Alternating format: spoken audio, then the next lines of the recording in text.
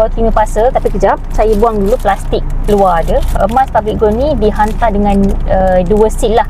Seal yang pertama daripada courier, seal yang kedua daripada public gold. Jadi saya keluarkan dulu seal yang pertama ni atas tujuan keselamatan. So inilah dia emas saya yang baru je terima tadi. Biasa ada gunting, tak ada gunting, koyak sahaja. Ini adalah hasil simpanan emas saya melalui akaun Emasgap. Kumpul sikit-sikit dan kemudian saya keluarkan.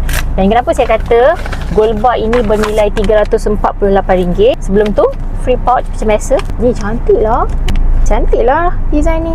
Why not public gold maintain je? Ini gold bar 1 gram, tahun baru, edisi tahun baru. Emas tu ada engrave ke chop ke saya tak pastilah. 2026.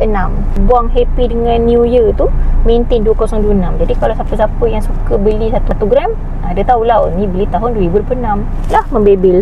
Kenapa saya kata gold bar ni berharga RM348? Sebab saya beli melalui akaun Emasgap, yang mana kalau kita beli secara konsisten, sebenarnya kita boleh gunakan teknik cost averaging. Walaupun dari sudut harga tiap-tiap bulan kita membeli pada harga yang berbeza, kadang-kadang tinggi, kadang-kadang rendah, tapi sebenarnya gold bar 1 gram ni bila dikira secara purata selama setahun tu, rupanya kita dapat harga yang murah. Macam saya, sebab saya bermula simpan emas lebih awal, jadi harga per gram saya jauh lebih murah sangat-sangat lah. Bagi tuan-puan yang nak dapatkan gold bar murah, jangan lupa untuk kumpul secara konsisten melalui akaun Emasgap. Nak saya bantu mulakan simpanan emas, hubungi saya atau follow sahaja step yang ada dekat pin video.